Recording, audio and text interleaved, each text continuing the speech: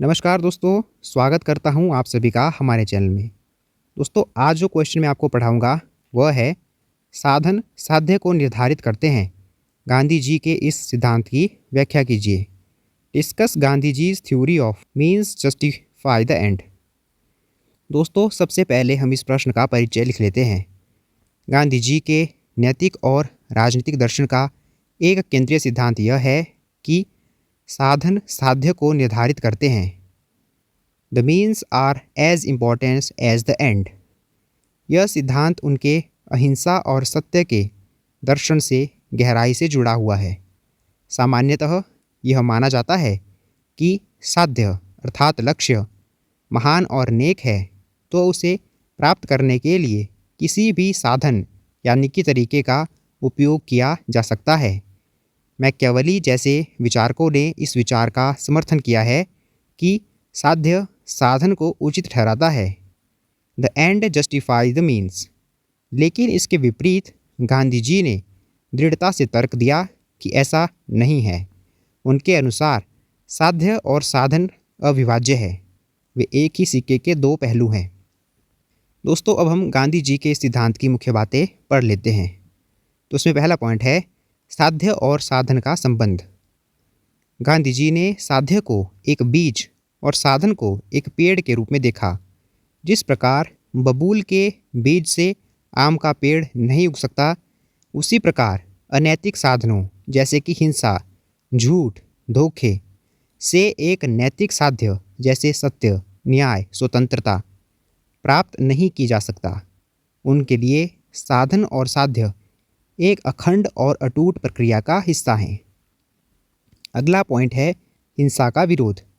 गांधी जी के लिए भारत की स्वतंत्रता एक महान साध्य थी, लेकिन उन्होंने इस साध्य को प्राप्त करने के लिए हिंसा को कभी स्वीकार नहीं किया। उनका मानना था कि यदि हम स्वतंत्रता के लिए हिंसा का सहारा लेंगे तो हम भले ही राजनीतिक स्वतंत्रता पा लें, लेकिन हमारा समाज हिंसक और क्रूर बन जाएगा। हम एक हिंसक शासन से मुक्त होकर एक और हिंसक शासन को स्थापित कर देंगे। इसलिए उन्होंने अहिंसा और सत्याग्रह को स्वतंत्रता प्राप्त करने का एकमात्र नैतिक और प्रभावी साधन माना। अगला पॉइंट है नैतिकता और सत्य की प्राथमिकता। गांधी जी के लिए किसी भी कार्य का साधन उतना ही महत्वपूर्ण होता है जितना कि उसका परिणाम। एक ईमानदार व्यक्ति जो केवल सत्य और नैतिकता के मार्ग पर चलता है, भले ही वह अपने लक्ष्य को तुरंत प्राप्त न कर पाए, लेकिन वह एक स्थायी और नैतिक आधार स्थापित करता है। वहीं एक व्यक्ति जो झूठ और धोखे से सफल होता है, उसकी सफलता क्षणिक और खोखली होती है। अगला पॉइंट है साधन की शुद्धता।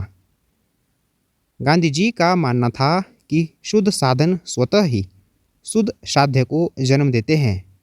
यदि हम शुद्धता और नैतिकता के साथ कार्य करते हैं तो परिणाम भी शुद्ध ही होगा, भले ही वह हमारी उम्मीदों के अनुरूप न हो। इसका अर्थ यह है कि व्यक्ति को परिणाम की चिंता किए बिना केवल अपने कर्तव्यों और साधनों की शुद्धता पर ध्यान केंद्रित करना चाहिए। साधनों का व्यवहारिक महत्व। गांधी जी के अनुसार शुद्ध साधनों का उपयोग करने से न केवल साध्य शुद्ध रहता है, बल्कि यह संघर्ष को भी अधिक प्रभावी बनाता है। अगला पॉइंट है नैतिक बल। अहिंसक और सत्यनिष्ठ संघर्ष में भाग लेने वाले लोगों में एक नैतिक बल पैदा होता है जो उन्हें कठोरता और बलिदान सहने की शक्ति देता है। जन समर्थन। जब कोई आंदोलन शुद्ध साधनों पर आधारित होता है तो वह व्यापक जन समर्थन प्राप्त करता है, क्योंकि लोग उनकी नैतिकता और सच्चाई को समझते हैं। विरोधी का हृदय परिवर्तन।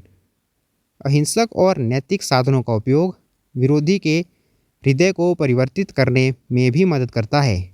सत्याग्रह का मूल उद्देश्य ही विरोधी को हराना नहीं, बल्कि उसके हृदय को बदलकर उसे सही मार्ग पर लाना है। तो दोस्तों, अब हम गांधी जी के इस सिद्धांत का आलोचनात्मक विश्लेषण देख लेते हैं, जिसमें पहला पॉइंट है अव्यवहारिक। कुछ लोग मानते हैं कि यह सिद्धांत पूरी तरह से अव्यवहारिक है। वास्तविक दुनिया में जहाँ सत्ता, शक्ति और संघर्ष का बोलबाला है, वहाँ हर परिस्थिति में शुद्ध साधनों का पालन करना असंभव है। अगला पॉइंट है परिणाम की अनदेखी। आलोचकों का तर्क है कि यह सिद्धांत परिणामों को कम महत्व देता है। यदि एक महान लक्ष्य को शुद्ध साधनों के कारण प्राप्त नहीं किया जा सका, तो क्या उन साधनों का कोई महत्व है? अगला पॉइंट है परिस्थितियों की जटिलता। जटिल राजनीतिक और सामाजिक परिस्थितियों में सही और गलत साधनों के बीच भेद करना हमेशा आसान नहीं होता। दोस्तों, ये सभी वो पॉइंट थे जिनके आधार पर गांधी जी के इस सिद्धांत की आलोचना की गई है। अब हम इस प्रश्न का निष्कर्ष लिख लेते हैं। गांधी जी का साधन साध्य को निर्धारित करते हैं का सिद्धांत उनके राजनीतिक और नैतिक दर्शन की आधारशिला है। यह एक क्रांतिकारी विचार था जिसने यह स्थापित किया कि कोई भी लक्ष्य, चाहे वह कितना भी महान क्यों ना हो, अनैतिक और हिंसक तरीकों से प्राप्त नहीं किया जा सकता। उनके इस सिद्धांत ने भारतीय स्वतंत्रता संग्राम को एक अद्वितीय नैतिक आधार प्रदान किया। हालांकि यह एक आदर्शवादी सिद्धांत लग सकता है, लेकिन यह हमें यह सोचने पर मजबूर कर देता है कि हम अपने लक्ष्यों को प्राप्त करने के लिए किस प्रकार के साधनों का उपयोग करते हैं और उन साधनों का हमारे समाज और हमारे चरित्र पर क्या प्रभाव पड़ता है। आज भी जब हम भ्रष्टाचार, हिंसा और राजनीतिक धोखे को देखते हैं, तो गांधी जी का यह सिद्धांत हमें नैतिकता और सच्चाई के महत्व की याद दिलाता है। तो दोस्तों, यह था हमारा आज का टॉपिक। साधन साध्य को निर्धारित करते हैं, गांधी जी के इस सिद्धांत की व्याख्या कीजिए।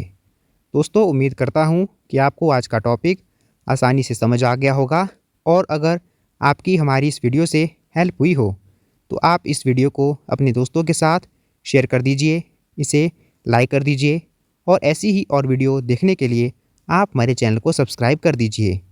धन्यवाद दोस्तों।